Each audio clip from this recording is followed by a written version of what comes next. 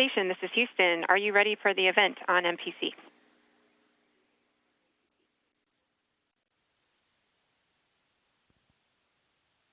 On MPC, I'm ready as well. CBS, The Talk. This is Mission Control Houston. Please call station for a voice check. Station, this is The Talk. How do you hear me? I hear you loud and clear. How may?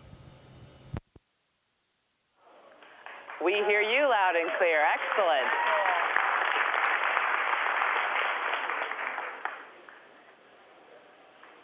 Excellent. Welcome to the International Space Station. Thank you. I've been here, but I've been there before. Just kidding. Getting by. Here we go.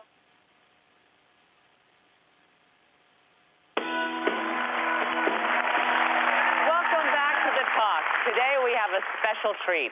We're about to meet a mom whose devotion, let's just say, reaches beyond the stratosphere. Cady Coleman is a NASA astronaut and a mother of two, and she joins us now from the International Space Station. Hello, Cady. Hello. This is so cool, isn't it? Hey, Cady, I want welcome to ask aboard you a the space question. station. This is Leah. Look at this. Wow. Are you going to be okay, or? There's a delay, too, so we got to take that into consideration. Cady, can you hear me? You know, we Yes, I can hear you. Yes, I can hear you. Oh, good. Okay, well, I'm not the brightest person, so please don't try to say smart things when you're talking to me, but when you're talking to Sarah and Julie, you can say, you know, things that have to do with what you're doing. I want to know about your day-to-day. Like, take me through, like, an average day for you. You have your own room, you get up, what do you do? Do you shower? Do you have a chef? What goes on up there? You know, we get up in the morning, brush our teeth, eat breakfast, just like everybody else, except that everything we do, we're weightless, and all the things we're doing it with are weightless as well. So you start off with that teeth brushing thing, and I have to say, you know, spitting, that's going to be a problem. So we swallow our toothpaste, and the day goes weightless from there. And then what is your average work day? Is it like a real 8-hour day, or? And then what do you guys do? You sit around looking out the windows? Or what do you guys do? This is what I want to know. You know, seriously, we live to look out the windows because it is simply amazing to look out. And, you know, every day is different looking down at the Earth. It depends on the weather. It depends on the lighting. I'm learning geography hand over foot. And so we live to look out the window. But I will say that most of our work is inside, you know, here in the space station. I'm in the Japanese part of the space station. It's the module that they built for experiments. We have a European module. We have a Russian section, a United States section. The Canadians built the arm. It's a big, big international venture. And every day, actually the day begins the night before, because I look at the schedule, see what I'm going to do, and I study up, and just try to understand what experiments I'm going to do. And I can actually show you one of them. One of them's coming right at me right now.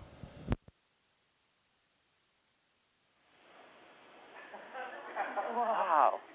So cool. What's that? So before I show you this, let me just show you something else. Oops. It's going to come back to me, okay? I want to show you why we do these experiments, and that is because this is a bag of water, okay? And I'm squeezing. Let's see.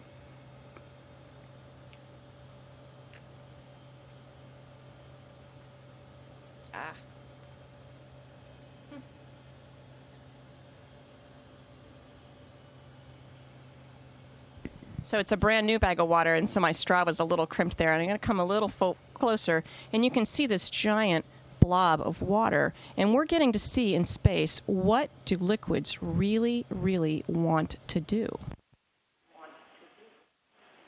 Wow. That is amazing. That is amazing.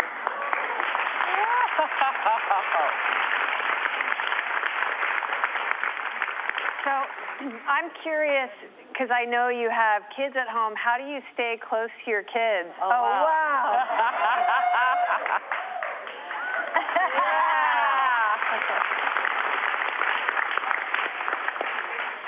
Amazing. Yeah.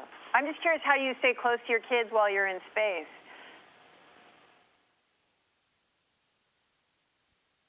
Well, one of the ways that we stay close is I try to keep him really interested in what I'm doing, and I'm shaking up our fluids experiment so you can kind of see, what a real experiment looks like, and not just playing with our water drops, but understanding how fluids behave in space. Well, it has to do with everything we do at home. And everything that we wear, everything that is in our house that is made with a process of something flowing through a pipe, we need to understand what liquids do. And this experiment actually shows us how to design fuel tanks for satellites. And you think, well, gee, why would I care? Everybody uses a cell phone, electronic devices, communication, military defense, you name it. And it all comes from things like this. When we talk about trying to keep my son interested, another way I do that is actually to bring one of his things with me up to space. He's a big fan, and so am I, of Calvin and Hobbes. And so I've brought a little Hobbes up in space with me, and I bring Hobbes to do experiments, and I take pictures and send him down to the ground so he understands what I'm doing every day. And I did that while I was training for this mission as well. That's so cool. Wow. So, Cady, since you've been in space, what extra daddy duties has your husband had to take on since you're there on a 6-month mission? Well, I think a lot, and I really thank him for doing all of that. And, I would have to say it's hard for me to let some of that go. Everything's not going to be done maybe the way that you would do it.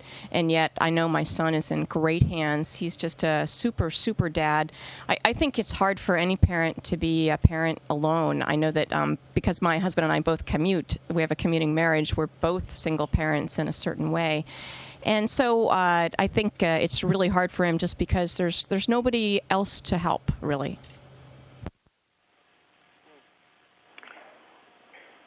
On a somber note, oh, okay, hang on one sec.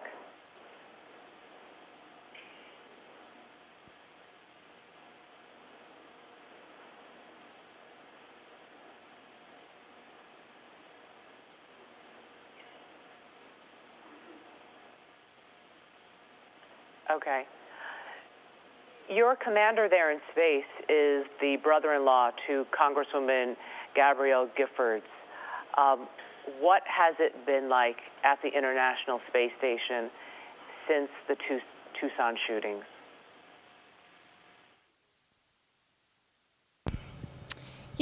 It's hard to be far away when things are happening down on Earth, and I can't speak for Scott, but I think something like the tragedy in Tucson, at least for me, it makes me think how precious all my relationships are, and it just made me want to call everybody that I love and just make sure that they knew that I cared about them.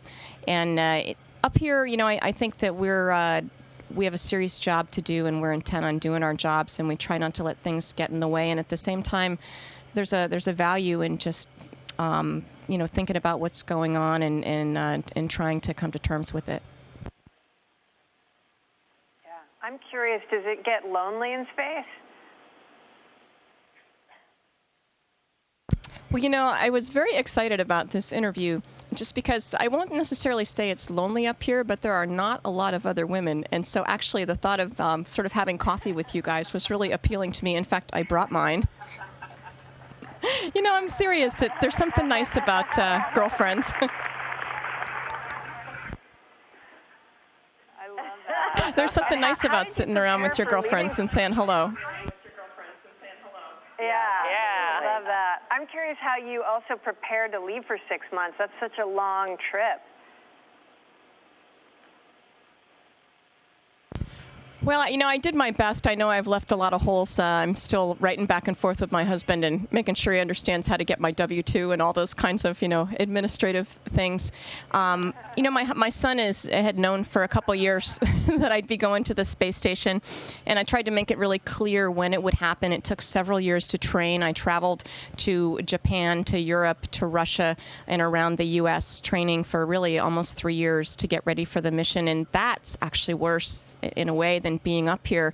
They like to say that when I'm up here, at least they know where I am, and in fact, they have an application, where a computer program that they look at, and they know exactly where I am, and they go, "Mom, you're going over Australia." So it's pretty fun to be up here now where they know where I am.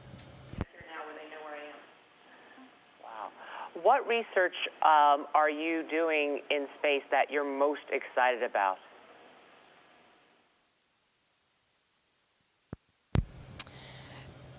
On a day-to-day basis, I love to do the things that I actually get to touch and move, like the experiment that you saw with the bubbles just now. But some of them aren't as tangible. We're doing some research in osteoporosis, which I think is fascinating and valuable. Basically, I'm an experiment, and because we lose bone mass up here, because we don't walk around on our legs, we lose bone at about 10 times the rate of a 70-year-old osteoporotic woman. And so, because I don't have some of the potential complications that somebody who's 70 might, I'm sort of a clean medical specimen to do some experiments. And so I'm taking some of those drugs, and we're looking at how my bone mass is changing, and we looked at it before I left, while I'm up here, and also when I get home, and it'll help us understand a lot about how osteoporosis, the mechanism of osteoporosis, which certainly affects millions of people down on the Earth. Do the health implications of that scare you? I won't say they scare me, but I'll tell you that I take them very, very seriously, in that we exercise, about almost 2 hours a day, which I'll say I'm not disciplined enough to do down on the Earth. But I do it up here because the implications of not exercising are really having a tremendous amount of bone loss. And I have a 10-year-old, and I figure I still have a lot of running around to do when I get home. Cady, I wanted to ask you, other than your family, your son, as a woman, what do you miss the most?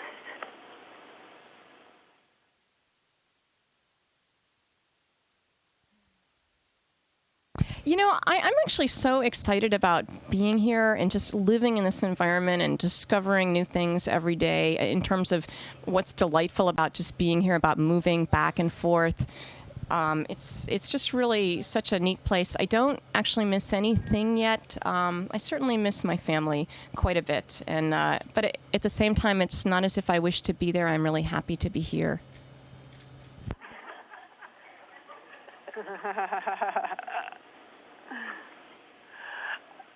Cady, you mentioned that you exercise 2 hours a day, but being that you have no gravity, how do you exercise in space?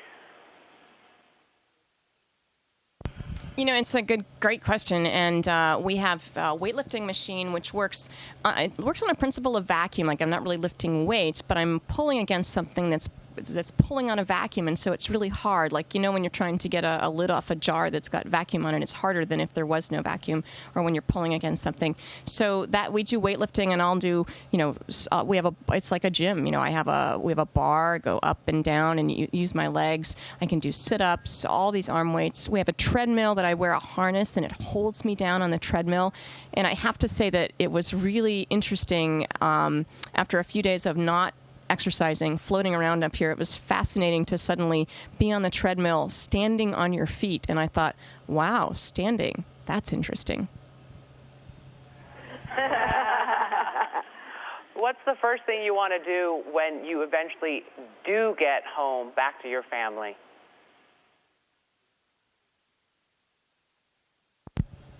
Well, I'm assuming a shower will be like right in there. I mean, I'm actually clean up here. My hair is clean, and we take sponge baths literally, and so you're clean. But there's just nothing about like being actually in a shower. I think, just being on the Earth and walking around on your feet, and I think smelling and smelling, just the garden and outside and the street and cars and that kind of sense is a little missing up here, and even just listening to noises that aren't just the hum of the space station and feeling the wind. I'm looking forward to maybe being on a beach and feeling the wind and looking at the ocean. As we get ready to say goodbye, is there any message you'd like to send out to your 10-year-old son or your husband, your family? Well, I miss them so much, and I appreciate, it's a lot of work for them, for me to be gone. And I'm just hoping that while I'm up here, the things that I'm doing end up being worth it. And I actually just really think that they will be. What we do here in space somehow says to kids, wow, don't you want to be an astronaut? Don't you think you could do this? Somehow they look at us and they think they could do this, and they're right. And it inspires them to study hard in school and learn the math and science that they need to be part of the future, because they are the future. So it's a long time to be away from family. It's actually a magical place to spend that time in, and I think that the payoff is very big. It's nice to be with you guys today. Cady Coleman, thank you so much for joining us. We wish you the best of luck up there in space. Keep doing the good work you're doing. Take good care. We'll be right back. Thank you, and thanks for inviting me.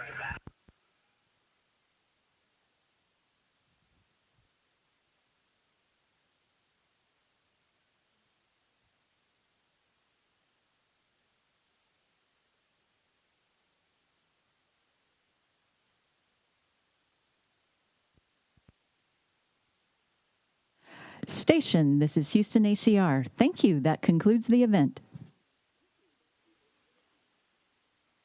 Copy. Thank you. Nice to hear from you guys.